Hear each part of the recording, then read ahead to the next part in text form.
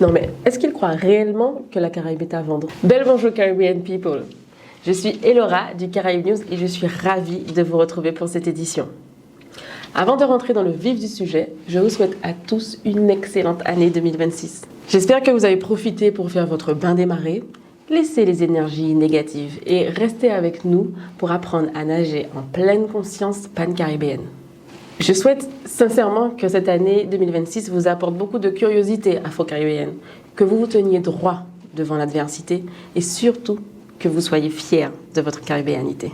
Pour cette première édition de l'année 2026, notre décatillage, vous savez, notre section dédiée à l'analyse approfondie d'une actualité caribéenne, va s'attarder sur l'impérialisme, mais contemporain. Ensuite, nous vous proposerons 3 courtes actualités caribéennes à retenir pour ce mois-ci avec Sandrine. Mais avant, générique en ouaille.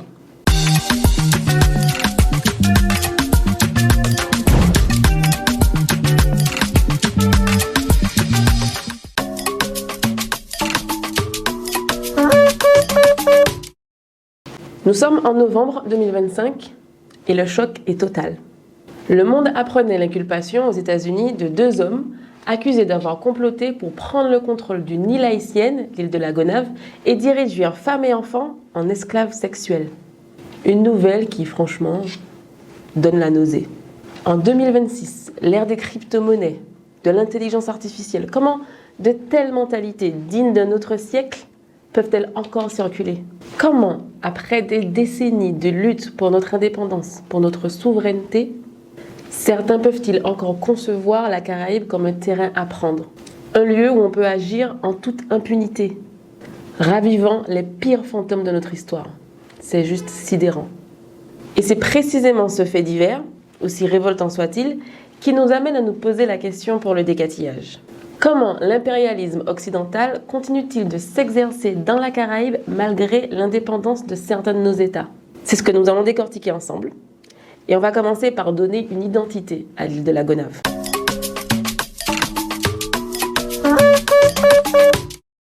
Au large d'Haïti, longue de 60 km et large de 15, pratiquement la taille de la Martinique, l'île de la Gonâve semble flotter un peu à l'écart du monde.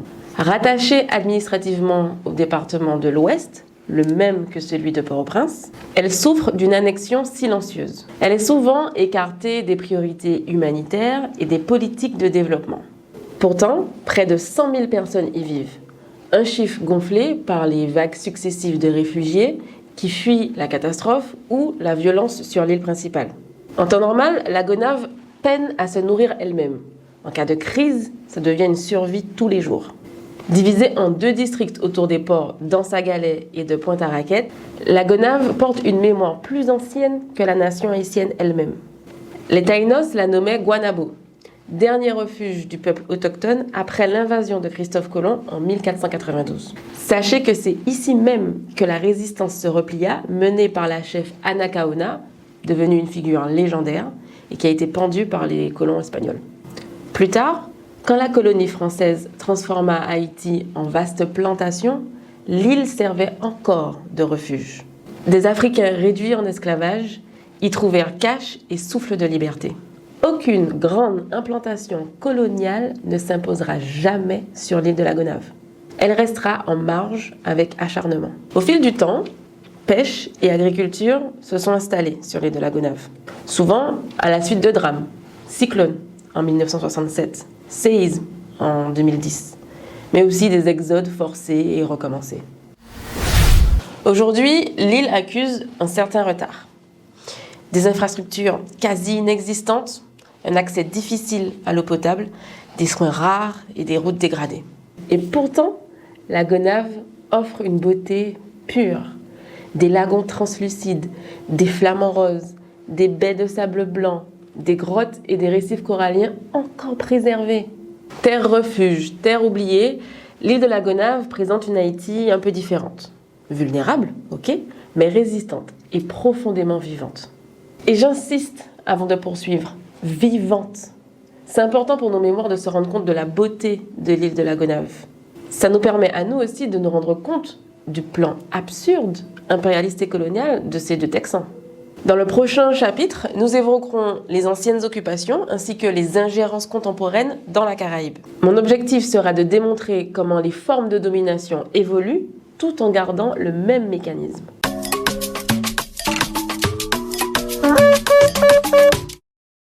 Loin d'être un vestige du passé, la pensée impérialiste et coloniale, on l'a bien compris, s'inscrit dans une continuité historique qui traverse les siècles et s'adapte selon le contexte. La Caraïbe et l'Amérique du Sud en portent l'empreinte profonde. Dès le début du XXe siècle, en 1915, l'occupation militaire d'Haïti par les États-Unis est un tournant majeur. Sous prétexte de rétablir l'ordre ou de protéger les intérêts du pays, Washington décide de placer le pays sous tutelle. De fait, ils n'ont pas le choix. Washington contrôle les finances, réécrit la Constitution et écrase les résistances locales. Cette occupation, rarement présentée dans les médias dominants comme un acte impérialiste, a pourtant établi un modèle qu'on finit par connaître par cœur. L'ingérence directe justifiée par un discours de stabilité, de sécurité, voire de modernisation. Je pense que nos deux Texans n'avaient pas encore eu le temps de dire au monde que ce qu'ils allaient faire, c'était pour le bien du peuple. Anyway. Il faudrait tout un décatillage pour comprendre comment l'ingérence américaine, si précise, si subtile, a fini de faire faillir l'État haïtien. Mais on continue notre tour caribéen. Un siècle plus tard, cette même logique se répète avec l'intervention américaine récente au Venezuela. Elle est politique, elle est économique, elle est militaire et elle s'inscrit dans une longue tradition des doctrines hémisphériques.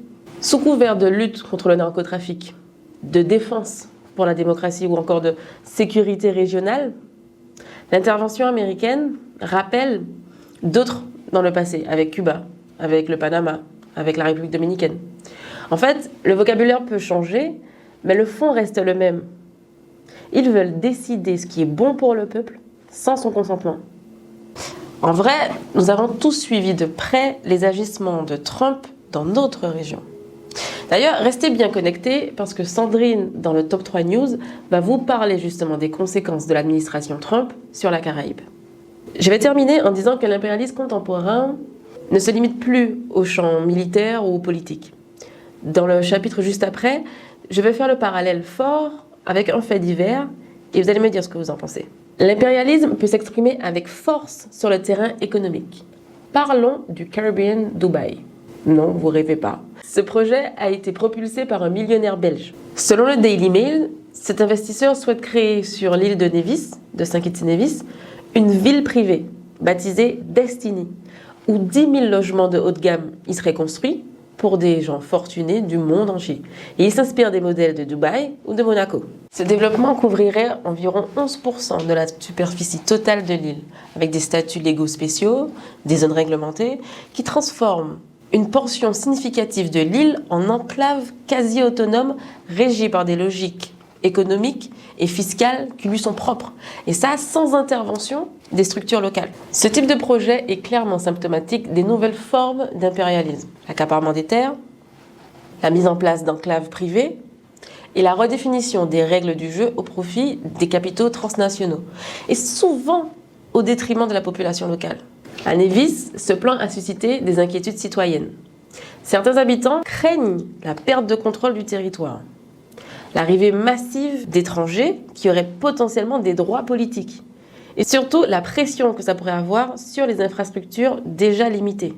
Une énième fois, derrière les promesses de développement se cache une extraction de valeur, une dépendance économique qui rappelle les structures coloniales d'hier.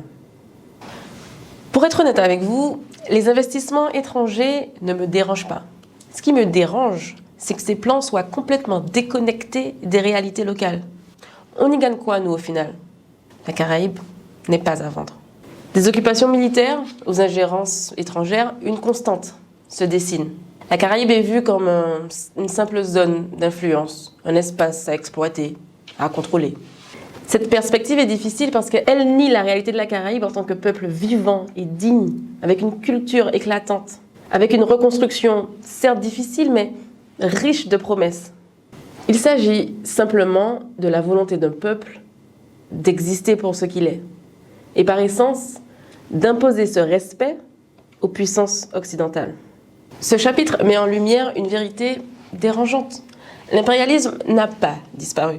Il a changé de langage, de visage, de méthode, mais il est bien présent et nous devons rester vigilants. Et bien maintenant qu'on le sait, on fait quoi ?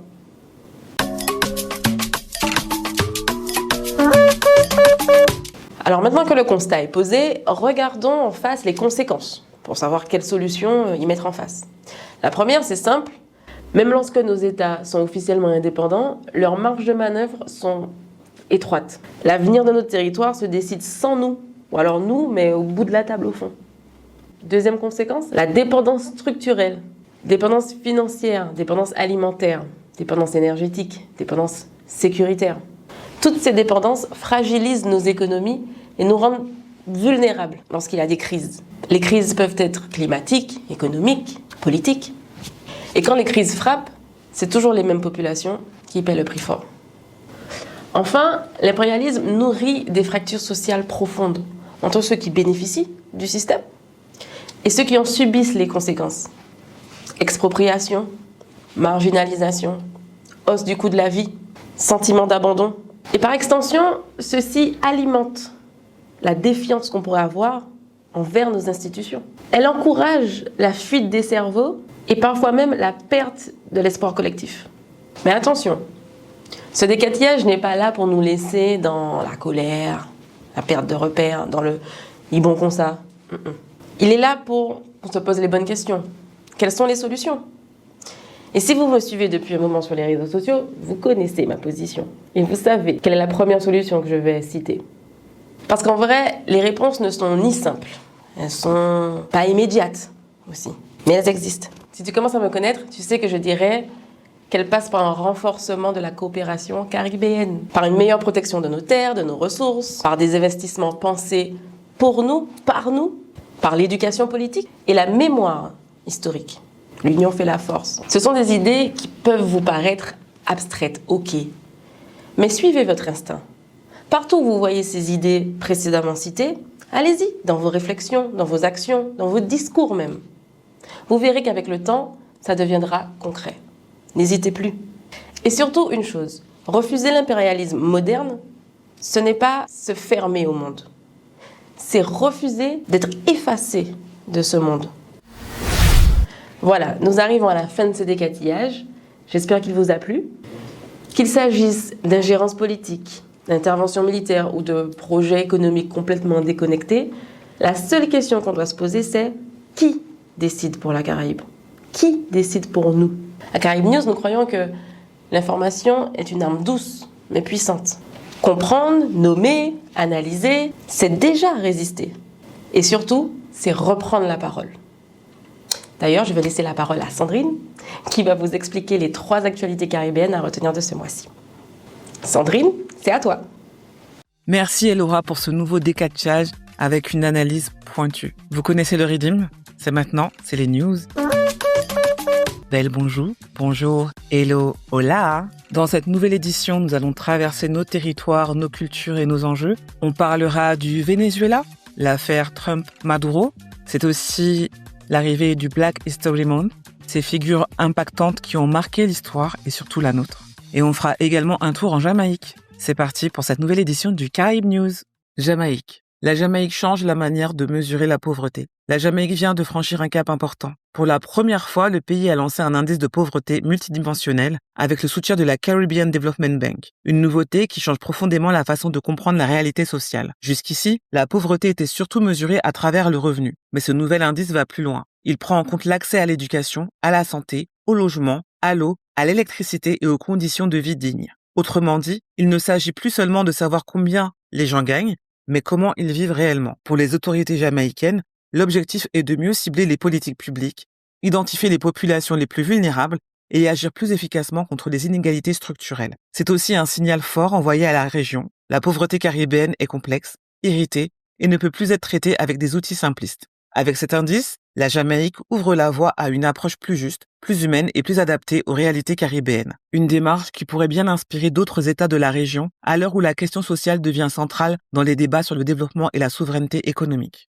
Caraïbes. L'intervention trumpiste au Venezuela déstabilise l'Union caribéenne. Le 3 janvier 2026, le président américain Donald Trump a lancé une vaste opération militaire contre le Venezuela qui a marqué un tournant inédit dans la politique américaine vers l'Amérique latine et la Caraïbe. Les forces américaines ont frappé des sites autour de Caracas, capturé le président Nicolás Maduro et transféré ce dernier ainsi que sa femme vers les États-Unis pour qu'ils soient jugés sur des accusations de trafic de drogue et de terrorisme. Trump a alors annoncé que les États-Unis allaient diriger le Venezuela jusqu'à ce qu'une transition sûre et ordonnée soit possible, évoquant un rôle prolongé de Washington dans les affaires internes du pays. Cette intervention n'était pas isolée. Elle s'inscrit dans une escalade de pression américaine dans la Caraïbe et le nord de l'Amérique du Sud, avec des opérations navales ciblant des pétroliers, des frappes contre des bateaux qualifiés de trafiquants et un renforcement militaire visible dans la région depuis plusieurs mois. Pour la région caribéenne, cette évolution bouleverse les équilibres. Les lignes diplomatiques se tendent entre les pays qui condamnent l'intervention des États-Unis et ceux qui, au contraire, y voient une opportunité stratégique ou sécuritaire. Le cas du Guyana est particulièrement révélateur. Le 6 janvier, le président Irfan Ali s'est entretenu avec le secrétaire d'État américain. Dans une déclaration officielle, le ministre guyanien des Affaires étrangères a indiqué que le chef de l'État souhaitait réaffirmer la collaboration étroite avec les États-Unis, qualifiés d'alliés stratégiques et essentiels pour la sécurité de la région. Le président guyanien s'est même félicité du soutien constant de Washington à la défense de la souveraineté et de l'intégrité territoriale du Guyana, une position loin d'être anodine. Depuis 2023, le Venezuela revendique la région de l'Essequibo, un territoire clé qui concentre d'immenses gisements pétroliers offshore. C'est précisément là que se joue l'enjeu central. Le Guyana connaît aujourd'hui une croissance économique fulgurante, largement portée par ses découvertes massives de pétrole en mer. Ce boom énergétique transforme profondément le pays. Investissements colossaux dans les infrastructures, afflux de capitaux étrangers et développement accéléré de secteurs non pétroliers où les États-Unis apparaissent comme des partenaires économiques de premier plan. À Trinidad et Tobago, cette crise révèle une autre ligne de fracture. Le gouvernement a dû démentir publiquement toute implication dans l'extraction de Nicolás Maduro après des informations affirmant qu'un avion américain aurait utilisé un aéroport trinidadien. Le ministre de la Défense, Wayne Sturge, affirme n'avoir eu aucune information préalable sur l'opération américaine. Officiellement, Port of Spain reconnaît une coopération militaire régulière avec les États-Unis, notamment le transit d'avions militaires pour des opérations dites logistiques et l'installation d'un radar à Tobago, présenté comme un outil de lutte contre le narcotrafic. Mais ces explications sont contestées, notamment par des enquêtes de presse qui suggèrent un usage plus stratégique et militaire de ces dispositifs. L'intervention américaine au Venezuela met en lumière un défi pour la Caraïbe qui est contrainte de naviguer entre intérêts nationaux immédiats et principes de souveraineté régionale. Afrique-Caraïbes. Le mois de l'histoire des Noirs 2026, une célébration à ne pas manquer. Dans plusieurs villes du monde, les organisations afro-caribéennes s'activent déjà pour le Black History Month. Galas, projets éducatifs, actions communautaires, moments de transmission, tout est mis en place pour raconter notre histoire, célébrer notre culture et rappeler la contribution majeure des peuples afro-caribéens aux sociétés dans lesquelles nous vivons. Et chaque année, on le sent, ces événements prennent de plus en plus de place, de visibilité et de poids social. Selon les pays, les calendriers changent. Aux États-Unis et au Canada, les célébrations arrivent bientôt. Elles s'étendent du 1er février au 1er mars. Au Royaume-Uni, elles ont lieu en octobre. En France, ce n'est pas encore une pratique institutionnalisée, mais de plus en plus de personnes afrodescendantes prennent l'initiative. Depuis 1976, chaque président américain désigne officiellement février comme le mois de l'histoire des Noirs, avec un thème précis. En 2026, ce thème sera « Un siècle de commémoration de l'histoire des Noirs ». Un siècle de mémoire, un siècle de lutte racontée, un siècle de récits trop souvent mis de côté. Alors ici, à Caraïbes News, nous avons décidé de prendre un peu d'avance et d'honorer 3 figures qui parlent directement à notre présent et à notre avenir pour une Afrique Caraïbe plus consciente, plus unie en 2026. D'abord, Marcus Garvey, un visionnaire, un bâtisseur de conscience. Au début du XXe siècle, il pose une idée puissante, presque dérangeante pour l'époque. Les peuples noirs doivent penser leur unité, politiquement, économiquement, culturellement, à l'échelle mondiale, pour se libérer, oui, mais aussi pour se relever. Avec l'UNIA, Universal Negro Improvement Association and African Communities Leagues, il plante les graines d'une conscience noire transnationale fondée sur la dignité, l'autodétermination et la fierté. Aujourd'hui, cette pensée se prolonge naturellement dans le pancaribéanisme, une lecture contemporaine du panafricanisme ancrée dans notre réalité caribéenne. Car au-delà des langues, des statuts politiques et des frontières héritées, nos îles partagent une même mémoire, des blessures communes et des luttes similaires. Penser la Caraïbe unie aujourd'hui, c'est prolonger Garvey.